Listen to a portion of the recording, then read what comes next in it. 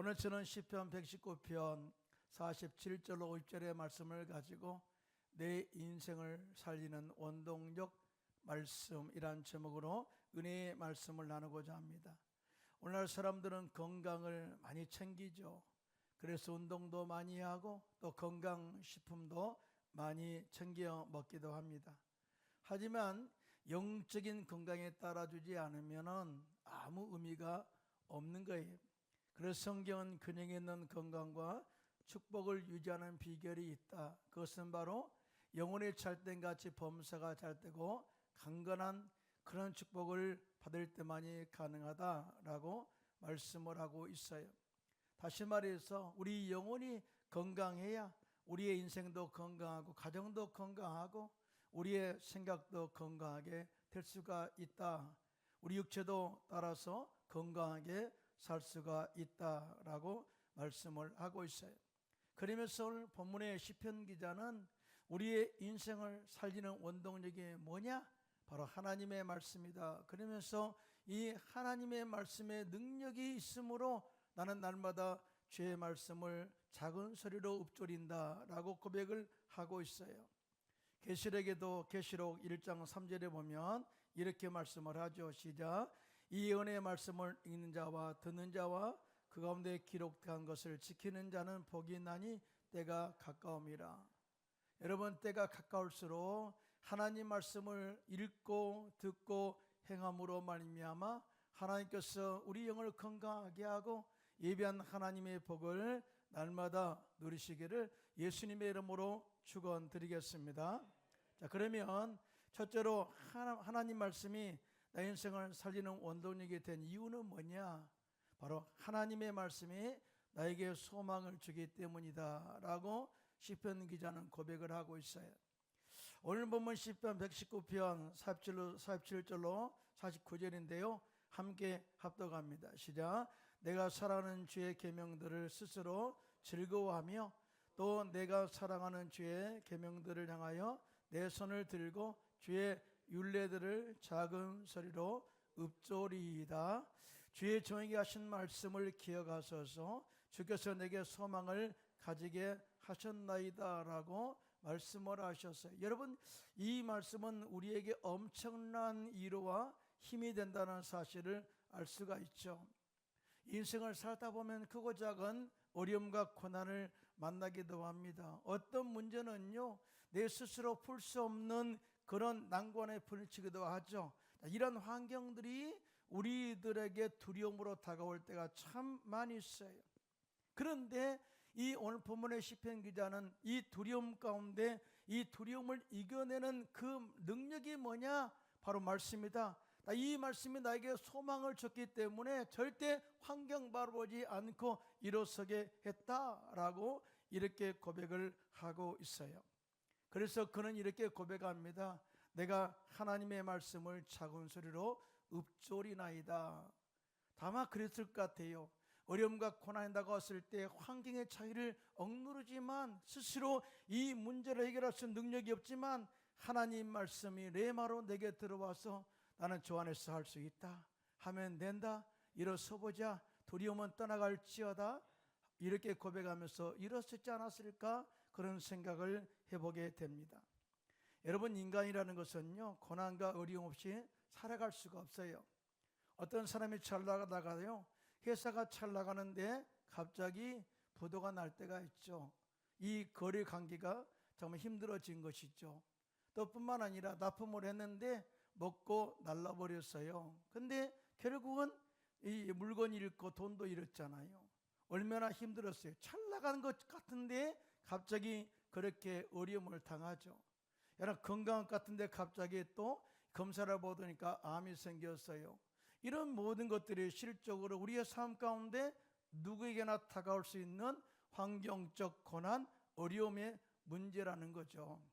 사실은 그런데요 이 문제는 그렇게 크게 문제되지 않아요. 근데 이 문제로 인해서 다가오는 내면에 흐르는 이 두려움이 더 우리 인생을 죽인다는 사실을 알 수가 있어요. 여러분, 두려움이 우리 가운데 들어오게 되면은요 사람이 공포에 쌓이게 됩니다. 공포에 쌓이게 되면은요 소망을 잃어버리죠. 소망을 잃은 사람은요, 삶의 무기력증을 갖게 돼요. 자, 이것이 바로 인생을 포기하게 하는 그런 요소가 된다는 것이죠. 자, 이럴 때 시편 기자는 그런 고백을 해요. 하나님의 말씀이 나에게 들어와서 소망을 주게 된다면 그 말씀의 능력으로 두려움을 이기게 되었다. 할렐루야. 여러분, 여호수아가 참 훌륭한 지도자죠. 그런데 말이죠, 이 모세 앞에 여호수아는요 참 작은 자임을 고백할 수밖에 없어요. 호렙산에 올라가서 정말 십계판을 받았잖아요.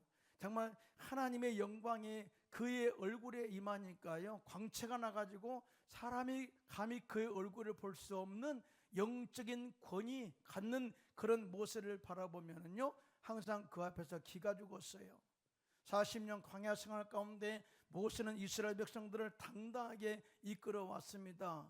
기도할 때마다 만나를 주셨죠. 고기 먹고 싶다고 할 때 배추라기를 이 진에 불어 넣어서 냄새가 나도록 먹이셨죠. 낮에는 구름 기둥으로 그들을 인도하시고 밤에는 불 기둥으로 그들을 보호하셨습니다. 할렐루야. 목마를 때 반석을 쳐서 물이 나게 하심으로 말미암아 그들의 갈증을 지웠어요. 그러니까 모세 딱 그러면 기적의 연속, 능력의 바로 리더십의 그대로 드러나게 되었어요. 그런데 40년 광야를 마치고 모세가 죽게 돼요. 자, 그 다음에 누가 후계자가 될까 곰곰이 생각했는데 하나님이 너다. 얼마나 놀랐겠어요. 보통 사람들은 내가 지도자 되기를 원하죠. 누가 앞에 사장이 또 모든 것을 다 내려놓으면 내가 사장 되기를 원하는 것이 누구나 다 꾸는 꿈이 아니겠어요? 근데 이스라엘 백성들을 이끄는 것은 달라요. 왜냐하면 여호수아는 40년 광야 생활 가운데서 이스라엘 백성들의 하는 모습을 다 봐왔거든요. 어려움 만날 때마다 하나님과 모세를 원망했던 그들을, 날마다 입만 열면 부정적으로 말하는 그들을 어떻게 이끌어갈까? 아니, 내가 지도자가 되었습니다, 할렐루야 외치는 것이 아니라 내가 이 백성들을 어떻게 이끌어갈까 하고 걱정과 근심과 두려움으로 가득 차게 된 거예요. 그때 하나님께서 여호수아에게 나타나셔 이 소망의 말씀, 위로의 말씀으로 도전하게 되는데요.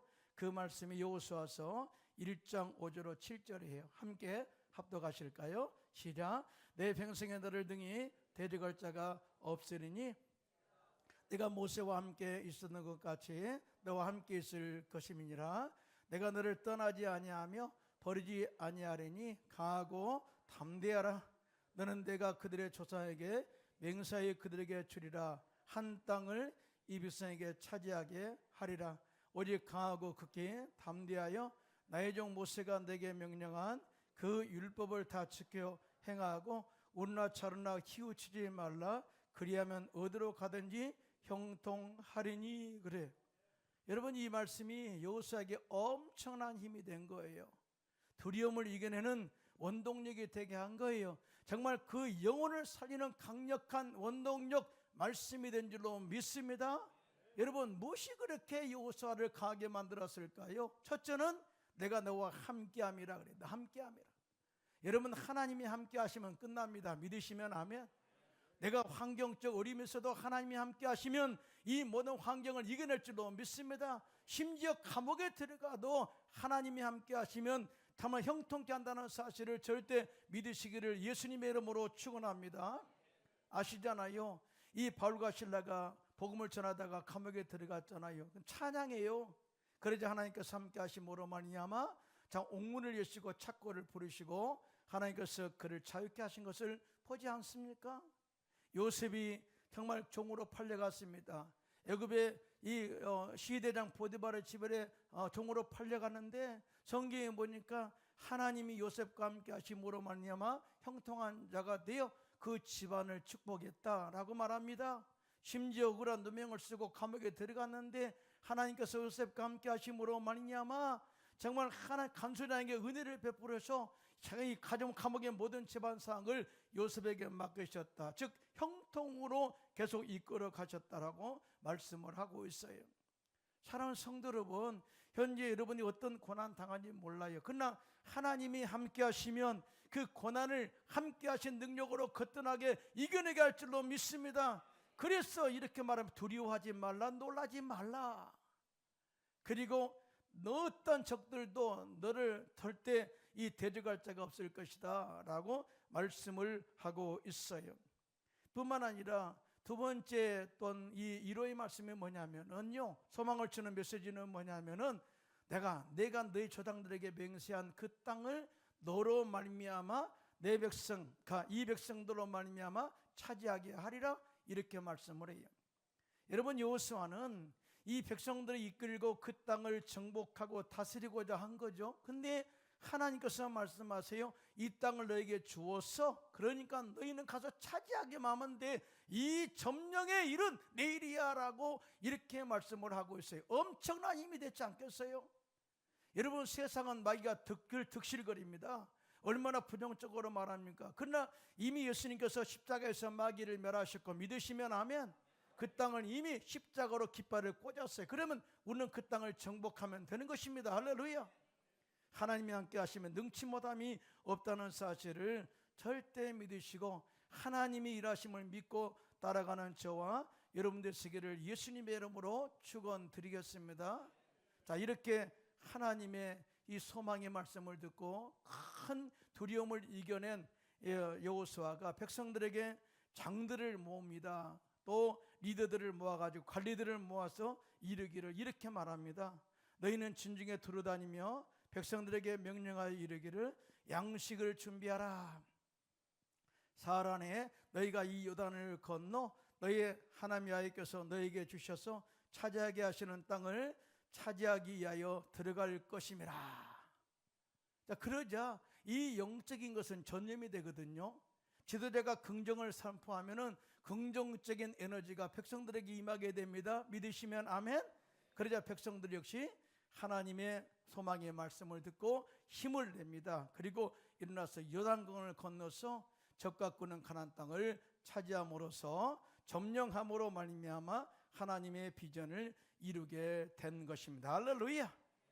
요즘 청년들 가운데 직장을 포기하고 집안에 은둔하며 사는 인구가 늘어나고 있다고 합니다. 그 이유가 있어요. 자, 직장 좋은 곳 나왔습니다. 심지어 외국에 유학도 했어요. 학위도 땄어요. 한국에 돌아와가지고 원하는 직장에 원서를 내고 면접을 봤는데 계속 떨어지는 거예요. 한 번 떨어지면은 괜찮아. 계속 이 면접 볼 때마다 떨어지니까 결국은 소망을 잃어버렸어요. 자, 일로 인해서 그 사람은 이 무기력증에 빠지게 되었습니다. 이러한 인생은 소망이었기 때문에 환경에 도전하지 않습니다. 결국 이러한 과정을 통해서 인생이 무너지고 파괴되는 것이죠. 여러분, 그러나 정말 우리는 다시 하나님 말씀으로 우리가 점철된 하나님 말씀으로 무장한 사람이라면 이런 환경을 거뜬하게 이겨내게 될 줄로 믿습니다. 우리 인생을 살리는 것은 환경의 문제, 출생의 문제가 아니라는 거예요. 여러분, 성경으로 만들어진 사람이라고 하는 사람이 있는데요, 이 백화점 왕 워너메이커를 빼놓을 수가 없어요. 이 워너메이커는요, 출생이 가난한 집안에서 태어났어요. 자기 아버지는 벽돌을 굽는 벽돌 공장에 일하는 공장 일하는 사람이었습니다. 그런데 이 신앙이 좋아가지고 이 워너메이커가 어렸을 때 신앙이 좋아가지고 하나님 말씀 성경을 그렇게 갖고 싶은 거예요. 근데 성경이 너무나 비싼 거예요. 그래서 성경을 갖기 위해서 무려 1년 반 동안 아르바이트를 했다고 하죠. 그것도 자기 아버지가 일하는 벽돌 공장에서 아르바이트 했어요. 자, 그 돈을 모아가지고 $2 50센트를 주고 성경, 빨간 책, 성경을 샀다고 해요. 여러분, 공짜로 얻은 사람은 이 귀함의 가치를 몰라요. 그러나 자기가 투자해서 성경을 산 사람은요, 얼마나 이 성경이 정말 귀하겠어요. 자, 품다 못해서 날마다 성경을 읽었다고 합니다. 읽으면서 말씀의 지혜를 깨닫게 되고 삶을 이렇게 살아야 되겠다, 그 삶의 방향을 결정하고 하나님 말씀의 중심으로 삶을 살겠다고 결단하고 또 직장 생활도 하고 사업을 하게 되었는데요, 하나님께서 그 사업에 엄청난 복을 주셔가지고 미국을 대표하는 사업가가 되었고 최초의 백화점 경영의 기재로 인정받으면서 백화점 왕으로 불리게 되었어요. 그런데 이분은요, 사업에만 그렇게 인정받는 것이 아니라 하나님을 섬기는 삶에서도 정말 인정받는 사람으로, 존경받는 신앙으로 널리 알려지게 되었거든요. 그 이유가 있어요. 그는 하나님의 말씀을 배운 것, 가치를 깨달은 것은 어린 생명들, 학생들을 모아가지고 가르치기 시작합니다. 한마디로 말하면 재능을 헛되이 보내지 않았다는 거예요. 하나님 말씀으로 내 인생에 살아난 것, 하나님 말씀으로 내가 부유한 삶을 누리는 것, 하나님 말씀으로 내가 이런 사람이 되었다는 이 놀라운 가치를 어린 생명들에게 가르친 거죠. 말씀대로 살아야 된다, 말씀의 중심으로 살아야 된다, 이렇게 헌신하여 교회에 엄청난 부흥을 가져오게 했습니다. 그는 하나님 말씀에 순종했고요, 더 영적으로 많은 사람들에게 좋은 모델이 되었죠. 후에 사람들이 물었어요. 어떻게 그렇게 살았느냐고. 그럴 때 그는 이렇게 고백했습니다. 나의 삶의 올바른 방향 설정과 헌신의 원동력은 모두 다 성경에서 얻은 지혜다라고 고백했어요. 그러므로 우리 역시 우리의 삶 가운데 형통한 은혜가 넘쳐나기를 원한다면 성경을 매일 읽으시기를 축원합니다. 그게 하면 합시다.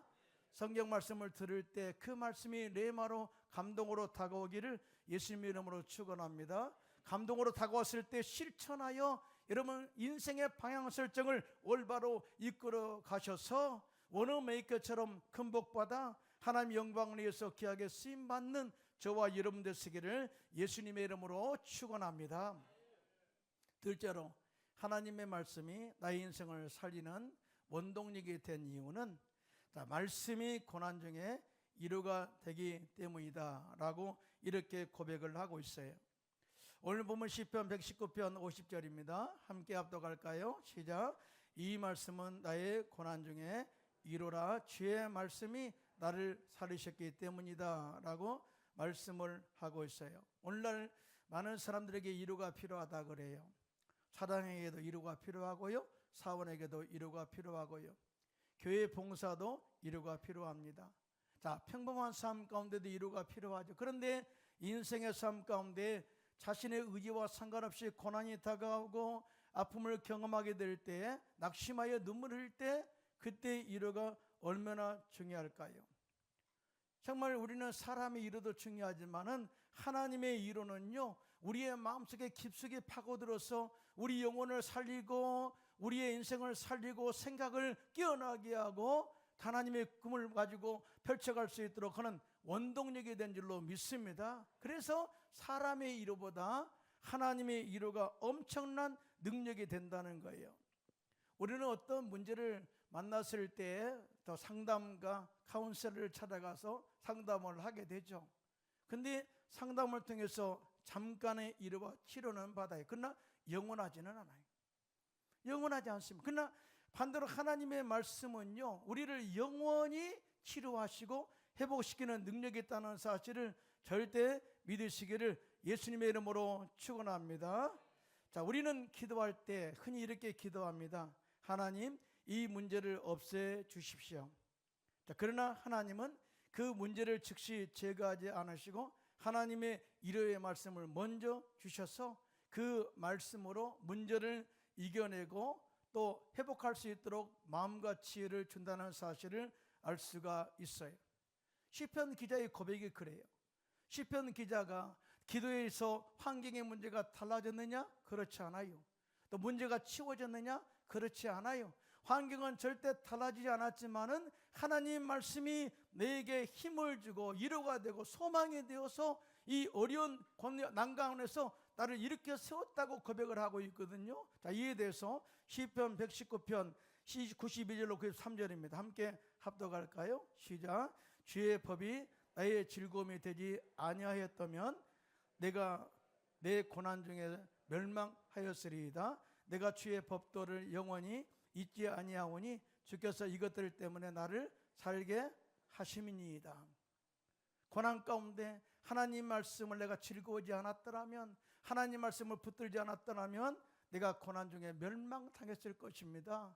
나는 절대 정말 이 멸망 가운데 헤어나지 못했을 것입니다. 그런데 하나님 말씀을 읊조리고 그렇게 하나님 말씀으로 다시 한번 회복하기를 간절히 기도했더니 하나님께서 다른 이 고난 중에 나를 살게 하셨습니다 라고 고백을 하고 있어요. 다시 말해서 환경은 변하지 않았지만 이 고난을 이겨낼 수 있는 힘이 원동력의 말씀에 있었다고 고백하고 있는데요. 자, 믿으시면 손 들고 아멘 하시기 바랍니다.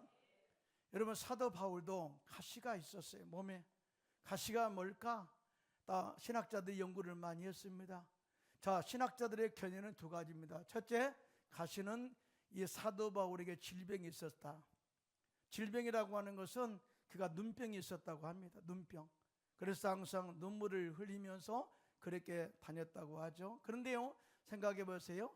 병든 자를 고치고 이 사도 바울이 앞치마를 가져다가 병든 자에게 얹어놓으면 그 신이 쫓겨가고 병자가 치료받는 능력을 체험했던 사도 바울, 심지어 죽었던 창문에 떨어져 죽었던 유대로를 살렸던 사도 바울 아닙니까? 그런데 눈물을 질질 흘리면서 눈병으로 고생한다면은요, 그의 사역이 얼마나 걸림돌이 되겠어요? 그래 기도했겠죠. 이게 첫 번째 가시예요. 두 번째 가시는 뭐냐면은 박해예요. 박해. 수많은 유대인들이 그를 잡아 죽이려고 하고요. 또 동족의 위험을 겪으면서 엄청난 복음 전파의 사명 완수에 힘든 가시가 있었습니다. 그래서 이 가시를 제거해 달라고 3번이나 간절히 기도했어요. 간절히. 그런데 하나님께서 가시를 제거하지 않아 주셨어요. 그리고 하나님의 은혜에 대한 응답을 다음과 같이 말씀하시는데요. 고린도서 12장 9절로 10절 함께 합독하겠습니다. 시작. 나에게 이르시기를 내 은혜가 내게 족하도다. 이는 내 능력이 약한 데서 온전하여짐이라 하신지라. 그러므로 도리어 크게 기뻐함으로 나의 여러 약한 것들에 대하여 자랑하리니 이는 그리스도의 능력이 내게 머물게 하려 함이라. 그러므로 내가 그리스도를 위하여 약한 것들과 능력과 궁핍과 박해와 권고를 기뻐하노니 이는 내가 약한 이때 그때 강함이라 그래요. 자, 하나님이 하나님께 이 가시를 제거해달라고 기도하니까 하나님이 환경을 바꿔주거나 가시를 제거해주지 않으시고 내 은혜가 너에게 충만하기를 원한다. 네가 약하면 내 강함이 너에게 나타난다. 이렇게 응답으로 말씀으로 주신 거예요. 사도 바울은 이걸 덥석 받습니다. 그리고 그때부터 이렇게 기도하죠. 하나님, 약함을 자랑합니다. 약할 때 주님의 능력이 나타날 줄로 믿습니다. 약할 때 귀신을 쫓아내는 능력이 하나님께 나타날 줄로 믿습니다. 그리고 박해도 두려워하지 않습니다. 능력과 궁핍과 박해, 공고도 내가 기뻐합니다. 왜? 하나님이 이 모든 환경적 고난을 이겨낼 힘을 주셨기 때문에. 할렐루야. 이렇게 그 주님의 능력으로 이렇게 고난을 이겨낸 사도 바울의 모습을 우리가 닮아가기를 예수님의 이름으로 축원합니다. 그리고 하나님의 일은요, 추상적인 감정이 아니에요. 내가 하나님의 일을 받았다 느낌이다, 그것이 아니라요, 예수님께서 친히 하늘 보좌를 버리시고 이 땅에 오셔서 우리를 이루하시기 위해서 오셨습니다. 믿으시면 아멘. 이거보다 실질적인 이유가 어디 있겠어요? 그리고 공생의 3년 동안에 다니시면서 눈물을 흘린 자의 눈물을 닦아주시고 병든 자를 고쳐주시고 상처난 영혼을 치료하셨고요, 심지어 죽은 자를 살리심으로 말미암아 바로 이 장래 가운데 있는 사람들을 이루하셨잖아요. 그리고 최종적으로 십자가에 죽으시고 부활하심으로 말미암아 이 세상에 영적으로 힘든 자들, 죽어있는 자를 살리시고요, 저주 가운데 있는 자들을 이렇게 세우시고 아브라함의 복을 받게 하시고 병든 자를 치료하심으로 말미암아 이렇게 완전한 하나님의 생명으로 불어넣었습니다. 믿으시면 아멘 하시기 바랍니다. 그러므로 이 생명이 우리에게 엄청난 하나님의 일부가 되는 줄로 믿습니다. 여러분, 우리는 이 세상에 살면서 평탄의 길만 가는 것이 아니, 나의 의도와 상관없이 가끔 고난과 험난의 삶이 우리에게 다가올 때가 많이 있습니다. 다 이 일로 인해서 모든 것을 포기하고 싶을 때, 그때 하나님께서 우리에게 나타나셔서 아들아 딸아 내가 도와줄게 힘을 내 라고 이루한다면 얼마나 그 말씀이 우리에게 힘이 되겠어요. 뿐만 아니라 아들아 딸아 내가 너와 함께 할게 다시 도전해봐 화이팅 하고 외쳐주신다면요 얼마나 그 말씀이 우리에게 큰 힘이 될까요? 사도 바울도 복음을 전하다가 수많은 고난을 많이 당합니다. 동족의 위험과 강의 위험과 50에서 하나 빠진 매를 5번으로 맞고 태장으로 맞고 죽어 정 밖에 던져버렸고 그런 가운데 이 모든 환경적 어려움을 이기는 것이 뭐냐? 바로 예수님의 부활 생명이라고 말씀을 하고 있어요. 이에 대해서 고린도후서 1장 3절로 5절입니다. 시작. 찬송하리로다. 그는 우리 주 예수 그리스도의 하나님이요 하나님이시요 자비의 아버지시요 모든 위로의 하나님이시며 우리의 모든 환난 중에서 우리를 이루어서 우리로 하여금 하나님께 받은 이로로서 모든 환난 중에 있는 자들을 능히 이루게 하시는 이시로다. 그리스도의 고난이 우리에게 넘치는까지 우리가 받는 이로도 그리스도로 말미암아 넘치는도다. 할렐루야. 자, 예수 그리스도의 고난의 이로 그것이 사도 바울에게 어떻게 다가왔을까요? 우리 인간은요 희망이 없어요. 왜냐하면 이 인류의 초당 아담과 하와가 하나님께서 먹지 말라는 선악과를 따먹는 순간에 영이 죽어버렸잖아요. 저주가 들어온 거예요. 질병으로 고통당과 지옥 간 인생이 아니겠어요? 그런데 이렇게 소망이 없는 인생들을 살리기 위해서 예수님께서 십자가의 죽으심으로 말미암아 우리를 참소하는 마귀를 멸하셨습니다. 믿으시면 아멘. 영적 싸움에 우위권을 우리에게 주었다 그 말이에요. 마귀에게 절대 지지 마라. 마귀를 데려가라. 그러면 제가 피하리라. 귀신을 쫓아내는 능력을 우리 가운데 주신 줄로 믿습니다. 뿐만 아니라 예수님께서 우리의 모든 죄를 다 사하셨어요. 저주를 끊으셨어요. 질병을 치료하셨어요. 그래서 우리의 삶 속에 영혼육의 건강으로 부활 생명을 우리 가운데 주셨습니다. 자, 이것이 바로 예수 그리스도의 고난과 부활의 생명이. 그래서 사도 바울은 환경적 어려움과 고난이 다가오더라도 절대 뒤로 물러가지 않았고 그리스도의 고난이 나를 이루어서 다 일어나게 했다라고 소망이 넘치게 했다라고 이렇게 고백을 하고 있습니다. 할렐루야. 그러면은 이렇게 정의할 수가 있겠죠. 예수님의 십자가는 뭐냐? 하나님의 깊은 가장 깊은 위로의 자리다. 하나님의 깊은 은혜의 자리, 위로의 자리가 어디냐? 십자가 안에 있다라고 정의할 수가 있어요. 그리고 하나님의 위로는 다시 일어서게 하는 능력이 된다라고 정의할 수가 있어요. 하나님의 위로는요 단순히 괜찮다 일어나라 이 정도가 아니라 하나님의 위로는 우리를 멈추게 했던 우리의 삶을 다시 걷게 하는 능력이 되는 줄로 믿습니다. 하나님의 위로는 우리를 다시 하나님의 믿음으로 서게 하는 능력이 되고요, 하나님의 위로는 우리의 삶을 다시 살게 하는 원동력이 된다는 사실을 믿으신 분만 손들고 아멘 하시기 바랍니다. 지금 우리는요 세계 전쟁의 여파로 참 힘들게 살고 있죠. 미국과의 관세 또 협상의 문제로 한동안 힘들었죠. 또 국내 정치적 혼란으로 인해서 우리의 삶의 절망과 또 어려움과 소망이 계속 끊어지고 있죠. 이 환경은 쉽게 변화되지 않을 것입니다. 그러잖아요. 전쟁 끝난다고 경제가 금방 회복되나요? 또 이 트럼프와의 또 이 미국 협상에서 또 잘 됐다고 해서 금방 경제가 회복되나요? 정치적 혼란이 또 잠잠해졌다고 해서 금방 환경이 바뀌나요? 안 바뀌어요. 이럴 때 우리는 절대 하나님의 말씀을 가슴에 품게 되시기를 예수님의 이름으로 축원합니다. 그리고 그 말씀의 소망을 가지고 믿음으로 환경을 이겨내고 금복보다 큰일하는 우리 광명 순복음교회 성도님들 되시기를 예수님의 이름으로 축원합니다.